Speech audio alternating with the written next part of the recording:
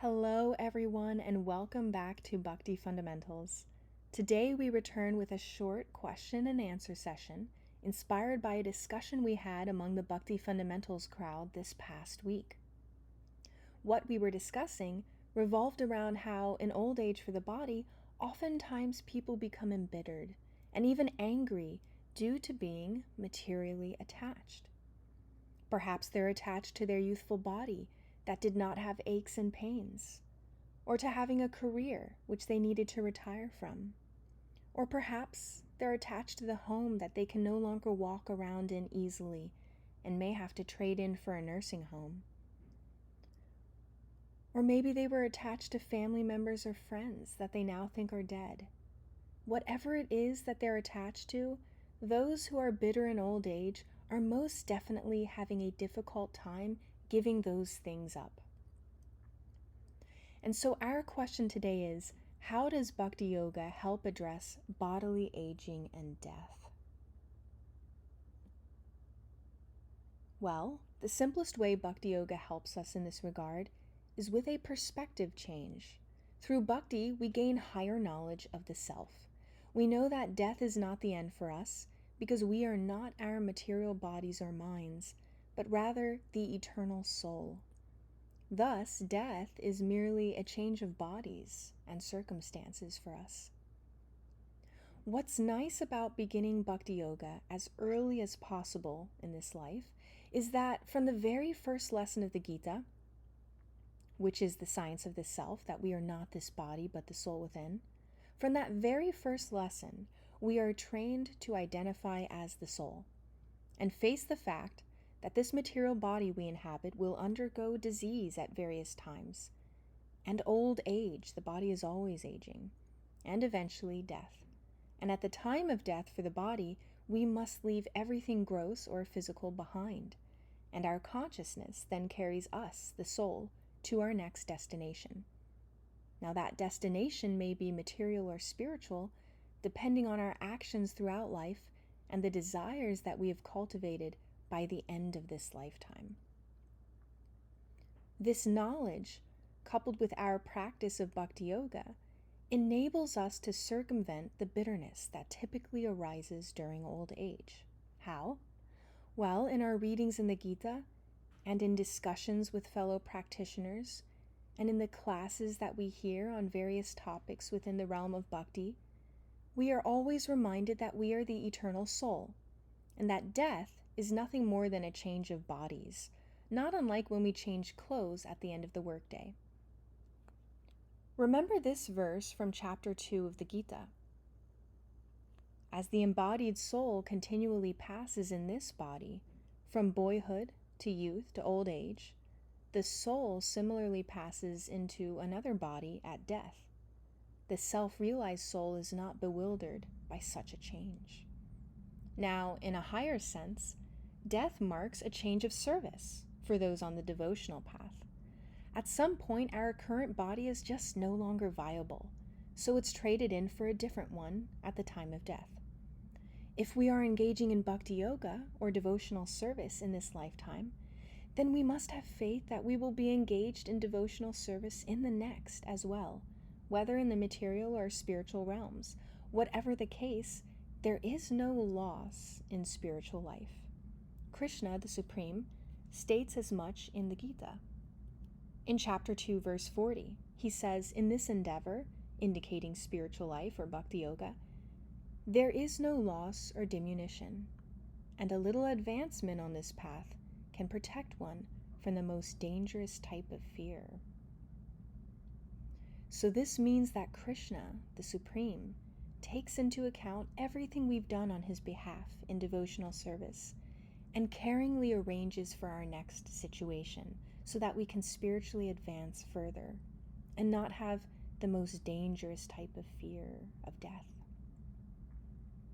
It just so happens that after discussing with members of Bhakti Fundamentals on this topic, I read a poignant bhajan. A bhajan is a meditative song on spiritual topics, and this one happened to focus on old age and death. It's written by Srila Bhaktivinoda Thakur, a great acharya or teacher in our Bhakti Yoga lineage, who wrote 4 main Bhakti songbooks, plus many, many other books describing Bhakti Yoga. And his songbooks were meant to encourage the populace to take up Bhakti Yoga and not fall into the trap of just living an exclusively material life.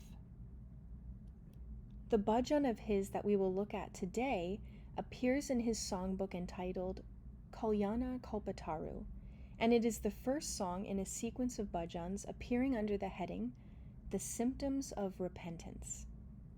Now, you will notice that Srila Bhaktivinoda Thakur writes this bhajan from the mood of someone who did not take up spiritual life and is now facing old age and death, a very difficult situation. So we have to keep in mind that he's taking the humble position in this bhajan. Actually, he was an expert on the science of bhakti and a highly respected teacher of bhakti and writer on topics within Bhakti Yoga.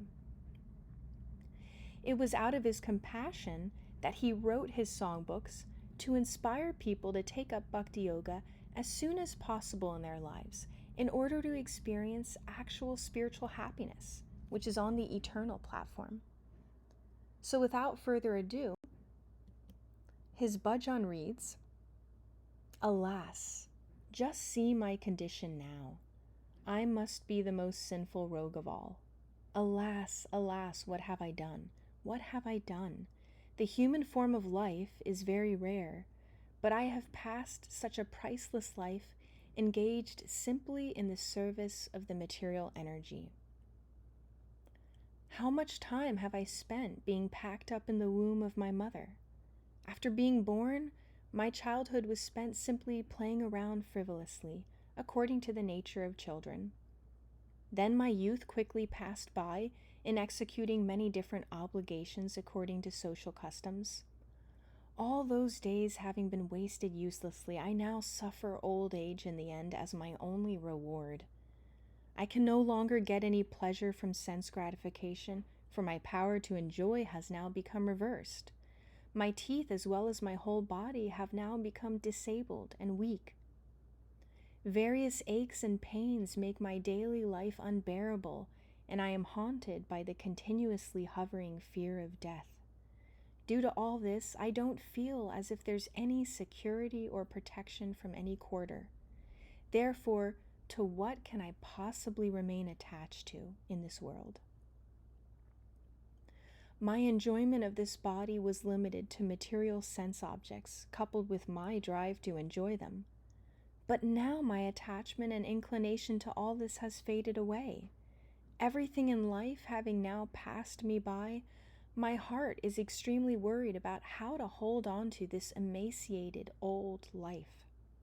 Alas, the real problem is that when I was young and fit, I passed this life without ever worshiping the Supreme Lord Krishna. Being bereft of the power to hold on to this body, what will I do now that the final moment is approaching? Oh, to hell with my entire life. I never took advantage of the actual eternal treasure. Instead, I have abandoned my real friend, Krishna, only to worship my enemy, the miserable material energy. Wow. So, taking a close look at this bhajan, the author, Srila Bhaktivinoda Thakur, is very strongly lamenting that he only looked at life from the material vantage point throughout it, without relating everything in his life back to the source of all things, which is Krishna, the Supreme. Of course, we talked about how he, the author, is really taking the humble position here and writing this so that we don't make this mistake in our own lives of not investigating spiritual matters at all, or not investigating them until the very end of this lifetime. Now, if we notice in the bhajan, there is an important change toward the end. At first, Srila Bhaktivinoda is identifying various problems that he's running into. His body is now weak. It entertains various aches and pains. He fears death at all times since his body is old and weak. However, at the end of the bhajan, Srila Bhaktivinoda has identified what he calls the real problem, which suggests that the other problems he listed previously are all secondary to this primary problem. And what is the real problem he identifies for us? Let's read it again. He writes, "Alas, the real problem is that when I was young and fit, I passed this life without ever worshiping the Supreme Lord Krishna. I never took advantage of the actual eternal treasure. Instead, I have abandoned my real friend, Krishna, only to worship my enemy, this miserable material energy." Very poignant. So now we arrive at the heart of our little discussion today. Let's look at the 3 ingredients that are necessary if we don't want to end up in the situation described at the end of this bhajan. They are: 1, that we have to identify the real problem. Material life presents us from the time that we're born with various diversions that distract us from identifying the real problem. Our body gets sick, for instance, and we fix that problem by going to the doctor and getting a prescription. Then we need more money, so we come up with a business on the side, things like that. However, these secondary problems are really only the result of the real problem, which is that we're actually the soul, or jiva, an indestructible discrete unit of pure consciousness, encased in a material body in this material world of suffering. The real problem is that we are in the material world, though we don't belong here. Our essence is spirit, and we need to reconnect with Krishna, the Supreme Lord, the Supreme Spirit, in order to be truly happy and to transcend the suffering presented by this material world.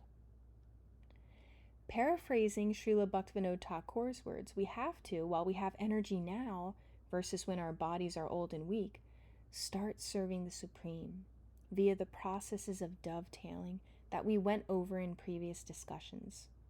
We have to start seeing everything as belonging to Krishna and find ways to use everything in his service. Then it's not so painful when those things are taken away from us at the time of death. Now, who can help us identify this real problem? Someone like Srila Bhaktivinoda Thakur.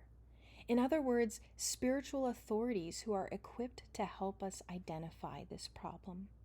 In Bhakti Yoga, there are 3 spiritual authorities to help guide us and to impart spiritual knowledge upon us. They are: 1, our teachers, experts on the science of bhakti; 2, Shastra, the bhakti scriptures; and 3, other practitioners on the Bhakti Marga. In other words, others on the path of Bhakti Yoga who have varying levels of realization depending on how far along they are in their practice. We go to doctors in this world when our bodies are sick, and we go to spiritual authorities to learn about spiritual life. Now, the second ingredient necessary to sidestep the suffering of old age for the body is knowledge of the real solution. Note that it's only when we have the real problem identified that we can start going about actually solving the problem. Imagine a math teacher saying, "Please solve the problem," but without having provided the actual math problem on the board yet. What is there to solve if we don't know what the problem is? Fortunately for us, Srila Bhaktivinoda Thakur has identified the real problem in his bhajan, that we have not yet started serving Krishna via the 9 processes of bhakti. Thus, the solution is to begin serving Krishna before it's too late. Now that we have knowledge of the solution, all that remains is to implement the solution. This takes us to ingredient 3, which is implementation of the real solution or real cure. Bhakti Yoga changes our vision from material to spiritual. It's akin to giving someone with poor vision corrective lenses. The corrective lenses of Bhakti Yoga allow us to see everything in the material world as it is, versus how we think or wish it was. Until we have spiritual knowledge, we all look at everything materially. However, now with spiritual knowledge, we can see properly and know what to do spiritually. If we know the real solution is to start connecting everything in our life to the Supreme, but we don't act on it, then what benefit is there for us? So that is why the third ingredient is to act on the knowledge of the real solution. Srila Prabhupada often said that Bhakti Yoga is the remedial measure, the panacea for counteracting material life. He drew from a verse from the text of the Srimad Bhagavatam, which reads, O Brahmana Vyasadeva, it is decided by the learned that the best remedial measure for removing all troubles and miseries is to dedicate one's activities to the service of the Supreme Lord, Sri Krishna. And in the purport, or explanation to this verse, Srila Prabhupada writes, the most feasible and practical way to open the path of salvation, or get relief from all miseries of life, is to hear submissively the transcendental activities of the Lord from the right and bona fide sources. This is the only remedial process. The entire material existence is full of miseries. People have manufactured many remedial measures for removing the threefold miseries pertaining to the body and mind, pertaining to the natural disturbances, and in relation with other living beings. The whole world is struggling very hard to exist out of or in spite of these miseries, but people do not know that without the sanction of the Lord, no plan or no remedial measure can actually bring about the desired peace and tranquility. So what can bring about the desired peace? Bhakti Yoga. In other words, Bhakti Yoga, according to the scriptures and the acharyas or teachers, is the cure or prescription for removing our material consciousness. Material consciousness leaves us spiritually weak and open to the material suffering described in the purport that we just read and in the bhajan that we read earlier. However, Bhakti Yoga replaces our material consciousness with spiritual consciousness, which helps us to navigate this material world and not live in constant fear of old age and death, since we'll be in constant remembrance that we and everyone else are eternal spirit souls. We can't die. Note that the cure of Bhakti Yoga is prescriptive. It is not subject to our speculation. We have to learn Bhakti Yoga from the three authorities mentioned before, from spiritual teachers, from the scriptures, and even from the other practitioners. If we take up Bhakti Yoga, then we are treating the real problem of life. This is akin to treating the disease versus just the symptoms of a disease. Recently, my grandmother was hospitalized for very bad pain in her stomach region. At the hospital, they gave her body morphine and sent her home. Thus, they treated her symptom of pain, but did not identify the real underlying problem yet. Material life presents us with diversions analogous to modern medicine sometimes treating the symptoms rather than the disease itself. Of course, the ultimate or root problem is that we are in this material world of suffering. Spiritual life, Bhakti Yoga, offers us the key to transcending the material world entirely by reconnecting with the Supreme Absolute Truth via devotional service. So this is where we will end today. We can discuss this topic more in the future, but hopefully this is a good start. Please let us know what you thought of Srila Bhaktivinoda Thakur's bhajan and if it helped put things into perspective for you. Thank you for listening today, and we'll see you next time on Bhakti Fundamentals.